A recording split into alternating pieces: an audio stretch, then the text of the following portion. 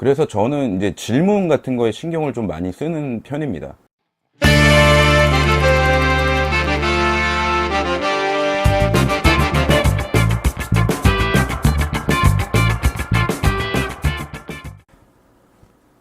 안녕하세요. 요 며칠 좀 일이 바빴어가지고 주말에도 좀 일을 해가지고요. 영상을 좀 못 올렸네요. 죄송합니다.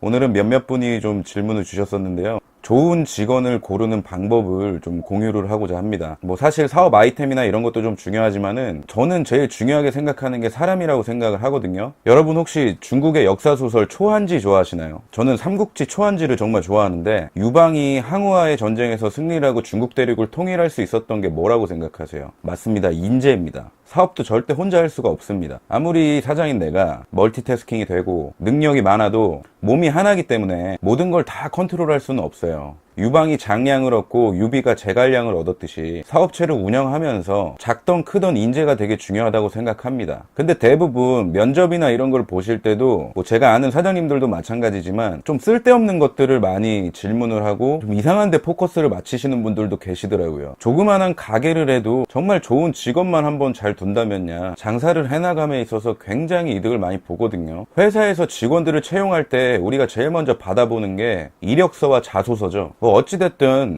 1차적으로 여기서 걸러내서 면접을 진행해야 합니다. 저는 이력서를 볼 때 제일 중점적으로 보는 부분이 뭐 다들 마찬가지겠지만은 경력사항을 많이 봐요. 만약에 비경력자라면 아르바이트 경력을 6개월에서 1년 정도 한 사람을 보고요. 뭐 CS 관리 직원을 채용을 한다 그러면 카페, 식당 등 손님과 직접적으로 컨택을 할 수 있는 일을 해봤는지를 체크를 합니다. 제가 뭐 알바라고 한다 그러면은 알바 기간은 만약에 뭐 6개월에서 1년 정도의 기간을 보는 이유는요. 뭐 제 나름대로 자립심이 강한 사람이라고 저는 생각을 해요. 아르바이트 사실 뭐 1개월, 3개월, 뭐 5개월 이렇게 하는 거는 크게 어렵지는 않아요. 근데 거짓 뭐 6개월에서 1년 장기로 하신 분들은 뭐 생계를 유지하며 뭐 학업이나 취업 같은 거를 알아본 사람일 수도 있고 뭐 생활하는 데 있어서도 굉장히 자립심도 강하고 경제관념이 있을 거라고 저는 생각을 합니다. 자립심이 강하다는 건 업무를 함께함에 있어서도 굉장히 좋은 시너지가 나기 때문입니다. 저희 같은 중소기업 특성상 한 업무만 중점적으로 맡아서 할 수가 없잖아요. 뭐 한 업무에 굉장히 여러 사람들이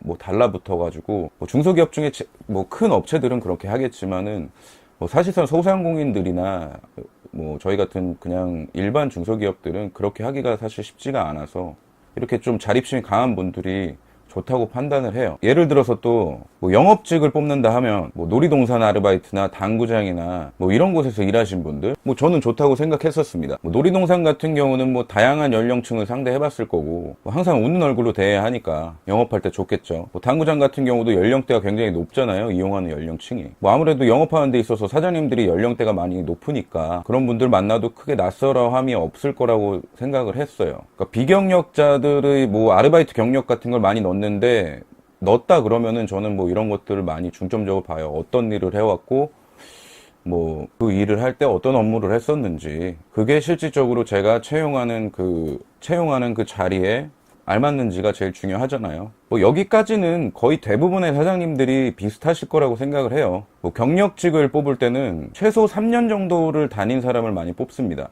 보통 저도 그랬지만 1년이나 1년 반, 2년 정도를 일하고 다른 곳으로 이직을 많이 하잖아요. 저도 1년 정도 일하고 퇴직금 받고 이직을 해야지 뭐 이런 마음도 갖고 있었었고 뭐 1년 좀 넘어가는 경우에서는 뭐 경조사비까지만 받고 뭐 이직을 해야 되겠다 이렇게 생각하는 사람도 있었었고 뭐 2년까지 가게 된 경우에는 뭐 이직을 준비하면서 이것저것 하다 보니까 그렇게 넘어가는 경우도 허다한데 3년 정도 다니면은 솔직히 조금 나오기는 애매하다고 저는 생각을 해요. 뭐 이직하기에도 크게 나쁘지는 않지만은 보통 뭐 3년 정도 일하면 대리직급도 달고 뭐 5년 있으면은 대리직급 주는 회사들도 있지만 제 기준으로는 뭐 3년 정도 다니는 사람 정도 되면 뭐 어떤 상황이 발생을 해서 뭐 부득이하게 나올 수밖에 없었구나. 왜냐하면 이때까지는 이제 얼굴을 보질 못하고 사실 서류에서 많이 걸러내야 되는 작업이니까. 뭐 자기소개서 같은 경우는 오너마다 사실 다르겠지만은 저는 약간 다듬어지지 않은 자기소개서가 좋더라고요. 뭐 인터넷에 보면 자소서 잘 쓰는 법, 뭐 또 주위에 뭐 대기업이나 이런 데 좋은 기업 취직한 친구들이 뭐 자소서 뭐 어드바이스 같은 것도 해주고 그런 거 뭐 받아서 쓰는 사람도 많을 텐데요. 저는 그런 것보다 비록 뭐 글은 잘 못 썼을지언정 뭐 열심히 썼다는 느낌을 받는 자소서가 좋더라고요. 이게 뭐 저희 직원분 자소서를 지금 오픈을 해드릴 수는 없지만은 뭐 최대한 자신의 얘기를 좀 많이 빼곡빼곡 눌러 담았다는 느낌? 뭐 자신이 이런 환경에서 자라왔고 뭐 이런 단점들이 많고 뭐 이런 성격이다를 자세하게 쓰는 분이라면 뭐 회사 내에서도 자신의 이야기를 좀 많이 하는 사람이라고 생각을 합니다. 자소서 내용이 다소 투박하지만 이 내용이 전부 사실이라면 이 직원의 기호를 알게 됐으니까 뭐 오너 입장에서는 불이익이 굉장히 편하다고 생각을 해요. 뭐 편하다는 게 막 부려먹어도 좋다 이런 건 아니지만 뭐 상황에 맞게 대처할 수 있게 되는 거죠, 고용인이. 뭐 어린 시절 성장기가 어땠고 이런 것보다는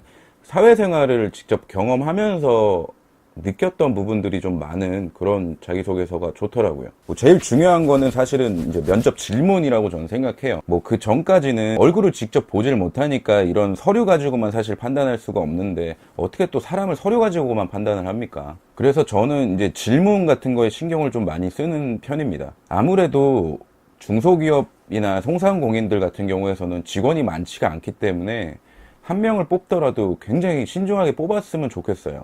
한 명을 뽑더라도 굉장히 신중하게 뽑아야 돼요.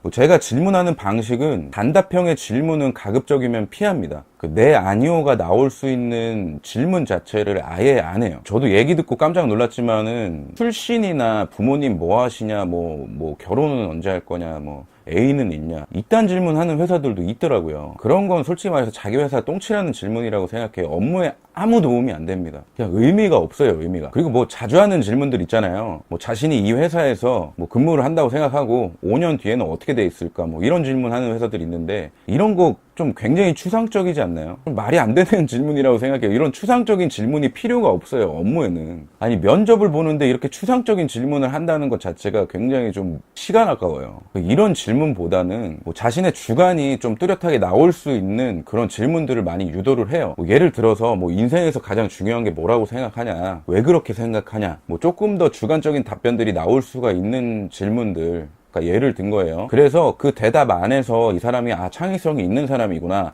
이 사람 굉장히 계산적인 사람이구나, 이 사람 굉장히 성실한 사람이구나, 어느 정도는 유추해 볼 수 있다고 생각합니다. 면접에서 제일 중요하게 생각하는 부분은 관찰이라고 생각을 해요. 면접을 보는 그 짧은 시간 동안 질문을 많이 하기보다는 질문을 좀 간결하게 하고 답변하는 사람을 잘 관찰을 해보십시오. 그 사람의 말을 많이 들어보면요, 그 말 속에서 어느 정도의 성향이 드러나게 돼 있어요, 사람이라는 게. 이거를 파악하는 게 굉장히 중요하다고 생각을 해요. 대기업들이나 이런데 괜히 그 인사과가 있는 게 아니에요. 사람은 겪어보지 않으면 모르지만 면접이라는 걸 통해서 그래도 겪어보기 전에 어느 정도의 옥석을 가릴 수가 있는 효율적인 작업이라고 생각을 합니다. 대부분의 소상공인 분들이 굉장히 그 단답형 질문들을 많이 해요. 뭐 일 힘든데 할 수 있겠느냐. 그럼 당연히 일구하러 온 사람인데 당연히 힘들어도 할 수 있겠다 그러지. 뭐를 할 수 있겠냐, 할 수 있겠냐, 이런 질문보다는 조금 더 서술형 질문들을 많이 준비를 하시기를 바래요. 여러분도 꼭 장량이나 제갈량 같은 좋은 인재를 꼭 구해서 성공적인 비즈니스 해나가시길 바랍니다. 저는 또 좋은 영상으로 찾아뵙도록 하겠습니다.